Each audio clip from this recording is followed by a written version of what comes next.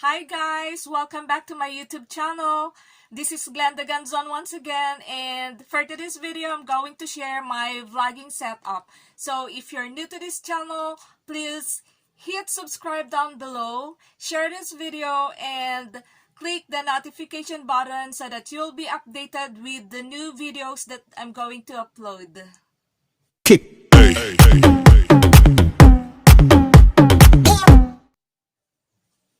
I know guys that many of you out there want to be a vlogger, but you just don't know how to start. Just like me before when I was still starting. I don't know what are the different equipment that I'm going to use to start vlogging, how will I start vlogging, what will be my content. But for today's video, I'm going to share you how did I start, what are the different equipment that I use, how to use this particular equipment or tool in a particular video that I'm going to take.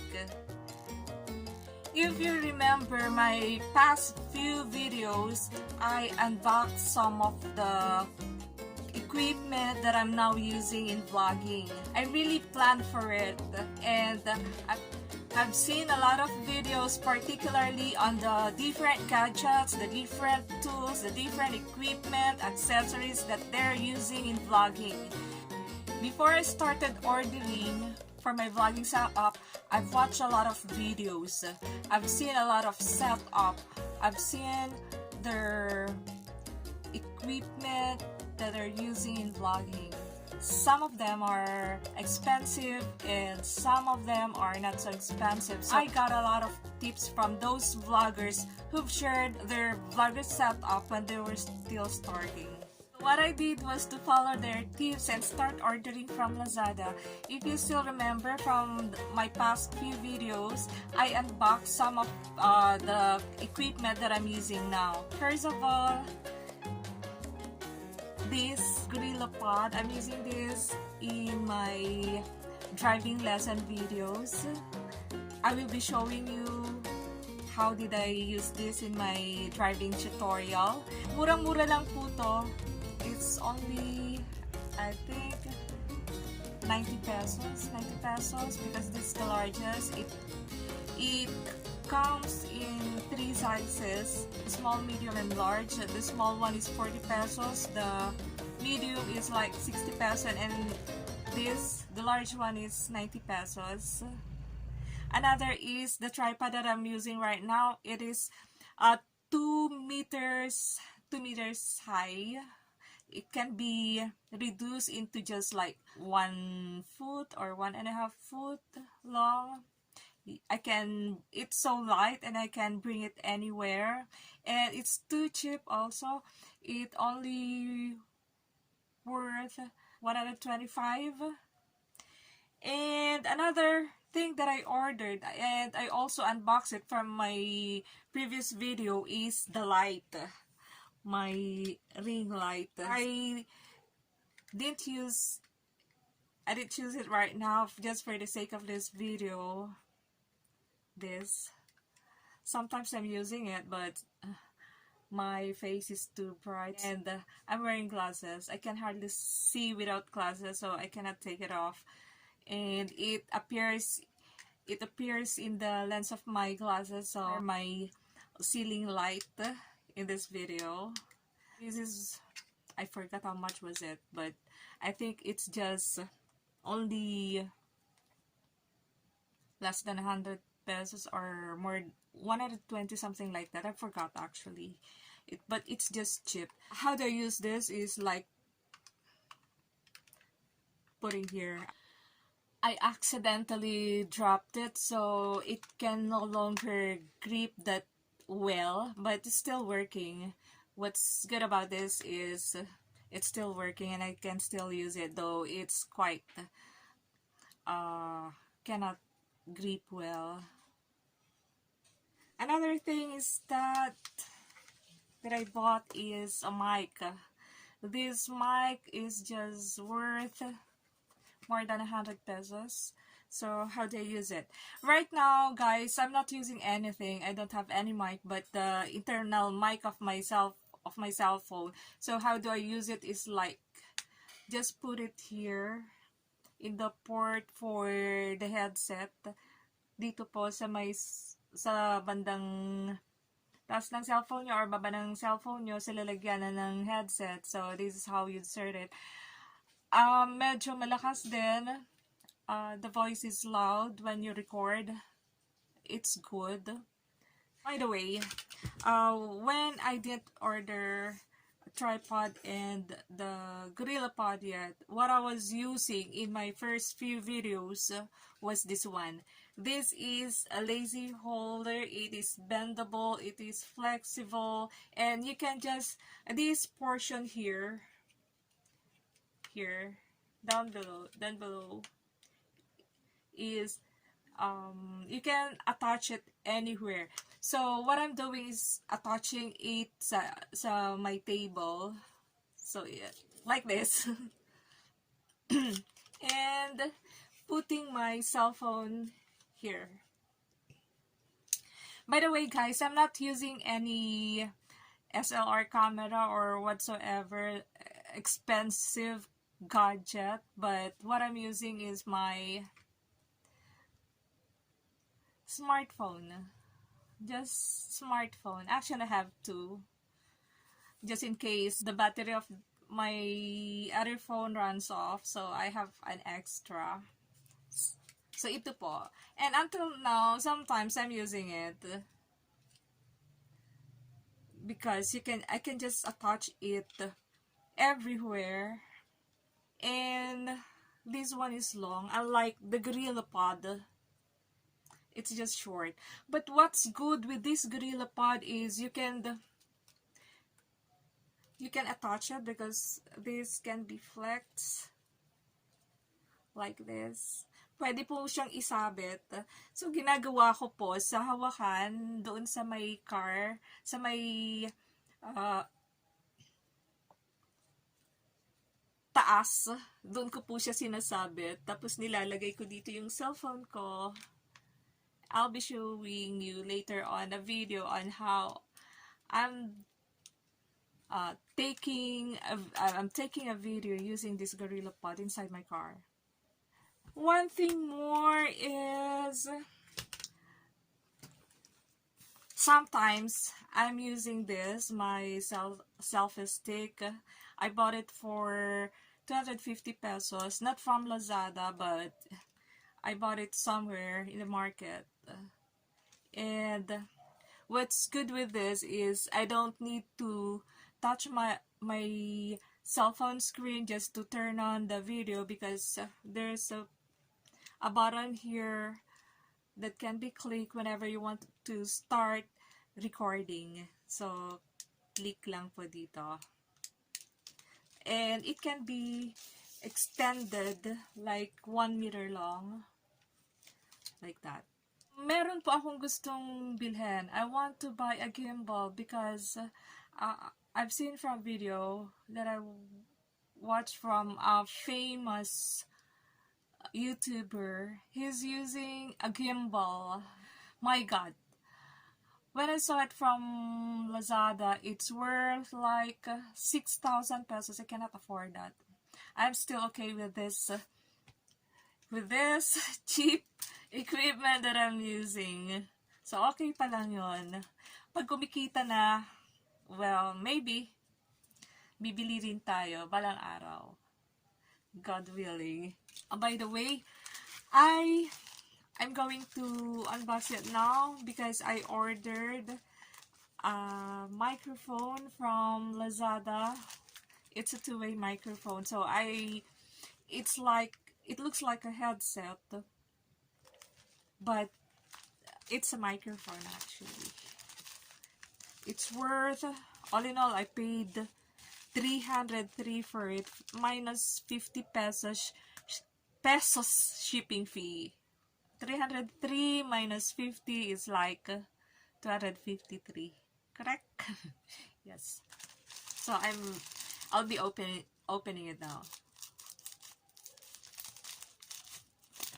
And ta-da! I'm so excited. How does it? It's a double microphone. Maybe if I'll be interviewing somebody, I'll be using this. And I'd like to try it in my next videos or later. Ipopost ko po itong video na tinitake ko sandali, and I'll try to use it. And let's see if there's a difference between now that I don't have any microphone, I'm not using any microphone, and yung next po na shoot ko that I'll be using this. Let's try later. It's quite long. It's like...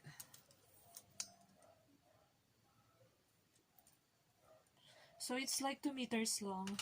So let's try to put it here. To plug it here sa headset port ng ating kasha naman. It's kasha. I'll be using the other one.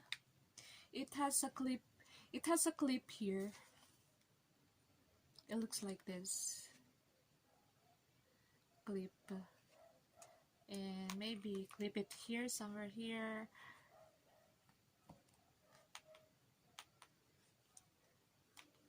And cover it with my hair so no one will notice it. And the other one is for this one is for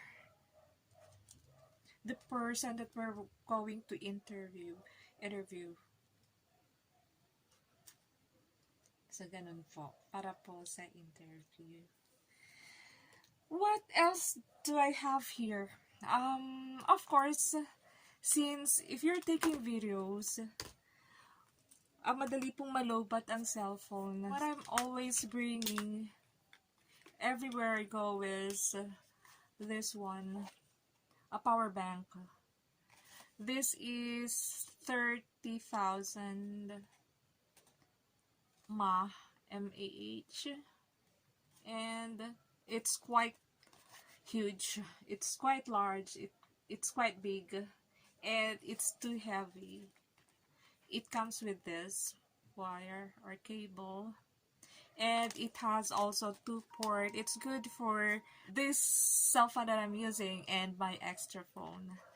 Sometimes if I don't go out that long, I'm just using my other power bank, but it easily runs off. Siguro isa lang na cellphone ang kaya niyang i-charge, so I seldom use it, though it's very handy, unlike the other one, so heavy. So what else do I have here? Oh wait, I'll just try to use the microphone. Hang on.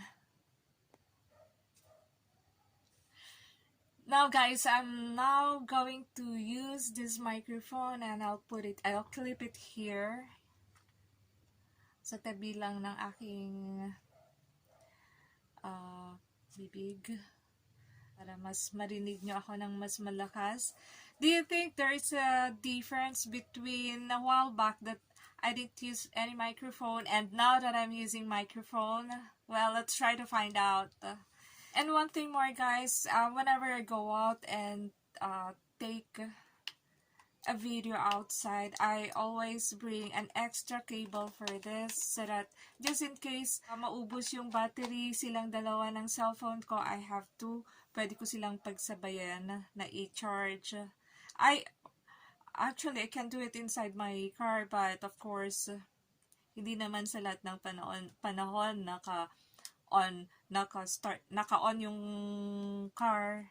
So it's better kahit na it's quite heavy, it's better to just bring it.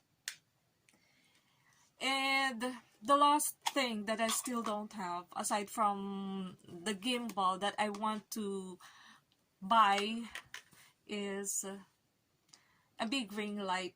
The ring light that the parlor is using, or yung ginagamit ng mga spa, yung mga malalaking, it looks like this, but it's just the huge one na medyo kasya na ilusot ang mukha. I've seen from Shopee and Lazada, the one with stand, it's worth like 3,000. So, malaki-laki pa pong ipunan yon. But, Anyway, I'm still okay with my vlogging setup right now. Pag umaga, what I'm doing is that walang light, walang any light, but it's just a natural sunlight. Pero pag ganitong gabi po, pinagtsatsagaan ko muna yung ceiling light namin. Actually, it's still good. Hindi pa naman siguro ako, okay pa naman siguro yung kuha niya. Tsaka na lang po pag dumami ang mga subscribers ko. It's my sixth week actually. 1.5 months that I'm vlogging, and I only have almost 200, 181 the last time that I checked it. So, marami-rami pa pong vlog para ma-discover. I hope na within a span of 1 year, I'll get to have a 1,000 subscriber in order for me to be monetized. I'm looking forward to that. Actually, I'm not thinking of it yet for now. I'm just enjoying sharing my knowledge about driving, about anything, enjoying taking videos and uploading it. Just sharing my experience, day-to-day experience. Whenever there's a good thing to shoot, then I'm shooting and share it to you. For now, in-enjoy ko lang po muna. I'm not thinking about monetizing, but later on, siguro, God willing, masasaan din ba? Darating din po tayo doon. So, for the aspiring vloggers out there, don't lose hope. Sa una, medyo mahirap kumumbinse ng mga subscribers, but in my next video, I'm going to share to you how did I get that number of subscribers in just 1 month or more than 1 month, 6 weeks in particular. If you want to know more about how to start vlogging, then please write down in the comment box or anything that you'd like me to vlog or to share it to you, and I will see if I can do your request. Until my next video, I wish and I hope you've learned a lot from what I've shared to you today. And please, if you like this video, once again, I'm asking you to please subscribe and share this video, and also please click the notification button. God bless you all. Bye!